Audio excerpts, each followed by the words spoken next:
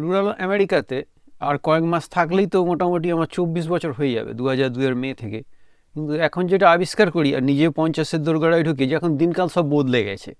মানে আমাদের সময়ে যে সমস্ত ব্যাপারগুলো যেভাবে দেখা হতো, এখন সেগুলো একটু কেমন অন্যরকম লাগে। এই সেদিন শুনলাম আমাদের সময় তখন ওরা শ্যামা সঙ্গীত ছিল, খুব আবেগ দিয়ে গাইতো, বসন পর মা পর, বসন পর মা, বসন পর পর মাগ, বসন পর মা।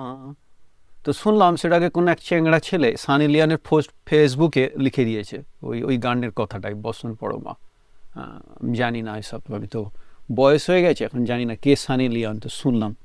তো সেই রকম আমার যেমন দ্রোণাচার্য গুরু, জানি না কোনোদিন সাক্ষাৎ হবে কিনা কলকাতায় গিয়ে, দীপাংশু আচার্য, অনেক ছোট, আমার তো বয়সের থেকে অনেকে ছোট, কিন্তু তাতে কি হয়েছে, সবার থেকে সব কিছু শেখা যায়। তো স্ট্যান্ড আপ কমেডি ও খুব ভালো করছে, ভালো কাজ করছে, ক্রিয়েটিভ ছেলে।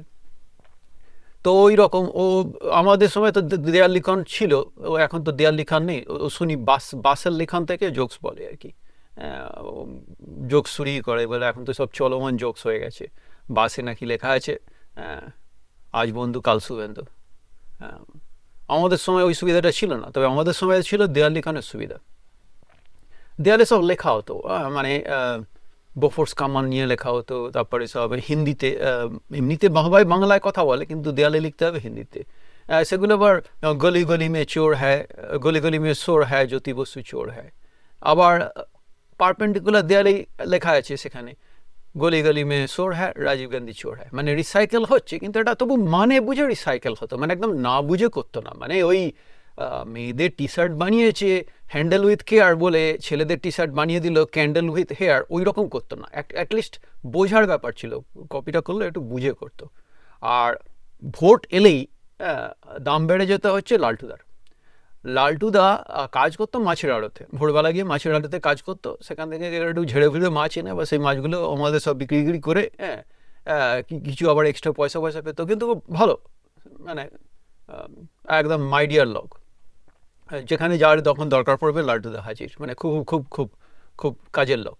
সেই লালটুদা ভোটের সময় কাজ বেড়ে যেত কি না, যখন ওই বোফোর্স কামান হলো, লালটুদা হচ্ছে দেয়ালে দেয়ালে বোফোর্স কামান আঁকতে হবে। হ্যাঁ, আমি বললাম লালটুদা তুমি বোফোর্স কামান তুমি জানলে কি করে, বোফোর্স কামান কিরকম দেখতে হবে? হ্যাঁ, আমি তো ওই মাছের ঝুড়ির সঙ্গে ক্যালভার্টের পাইপ দুটোকে যুগ করে লাগিয়ে দিই। আরে বাহ, হ্যাঁ, দুর্দান্ত ব্যাপার। পরে এই জিনিসটা আবিষ্কার করলাম যখন বেলুর বিদ্যামন্দিরে পড়তে যাই, 1993 কথা বলছি। আমাদের ছিলেন অধ্যাপক কবি সুশান্ত বসু।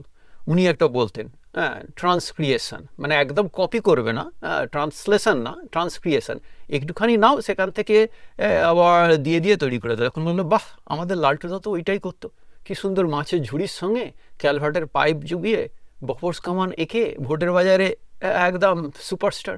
মানে ওটা তো অনুসৃষ্টি, হ্যাঁ, তাকে অনুসৃষ্টি যে শুধু মানে লালটুদা করতো তা নয়, মানে যারা আমি ভুল ভুল করে একটু বেশি পড়াশোনা করে ফেলেছি, আমি কেমিস্ট্রিতে পিএইচডি করেছি, তো এরকম পিএইচডি যারা করে তাদের মধ্যে অনুসৃষ্টি আসে, অনুসৃষ্টি আসে, তারা ক্রিয়েটিভ ব্যাপার স্যাপার আসে।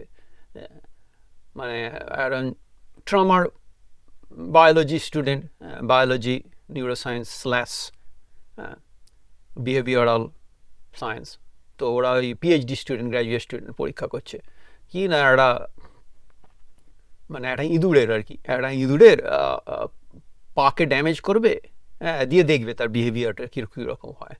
তো প্রথমে একটা পাকে একটু আঘাত করেছে, এটা গল্প বাই দ্য ওয়ে, যারা অ্যানিম্যাল ভালোবাসেন, আমিও ভালোবাসি, এটা নয় গল্প জাস্ট। তো যাই হোক, তো এরকম একটা ইঁদুরের একটা পায়ে আঘাত করেছে, দিয়ে বলছে মুভ। তো ইঁদুরটা ভয় ভয়ে পালানোর চেষ্টা করছে আর কি, মানে একদম অলমোস্ট ফুল ফেস। আর একটা পা ওরকম আঘাত করলো, দিয়ে বলছে মুভ। ইঁদুরটা এবার মুভ করার চেষ্টা করছে, কিন্তু অতটা মানে স্মুথলি মুভ করতে পারছে না, স্বাভাবিক, চারটে পায়ের মধ্যে দুটো পা যখন।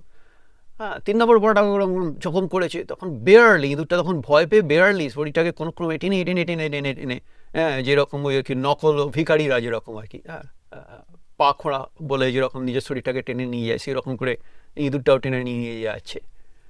তারপরে চতুর্থ ওরম পাটাকে তখন ইনজিওর করে বলছে মুভ। অফকোর্স ইঁদুরটা নড়তে চড়তে পারছে না, এক জায়গায় বসে গেছে। তখন গ্র্যাজুয়েট স্টুডেন্ট লিখছে যে ইফ ইউ ড্যামেজ, মানে আপনি যদি একটা ইঁদুরের 4টে পাকে জখম করেন, হ্যাঁ, তাহলে সে কানে শুনতে পায় না।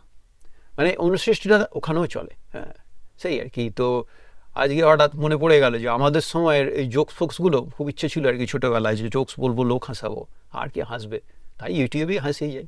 হ্যাঁ, চেষ্টা করি যদি আমাদের বয়সী যারা তাদের যদি একটু জোকসগুলো হাসির মনে হয়। ভালো থাকবেন, সাবস্ক্রাইব করবেন, আবার আসবো পরে চ্যাংড়ামো করতে।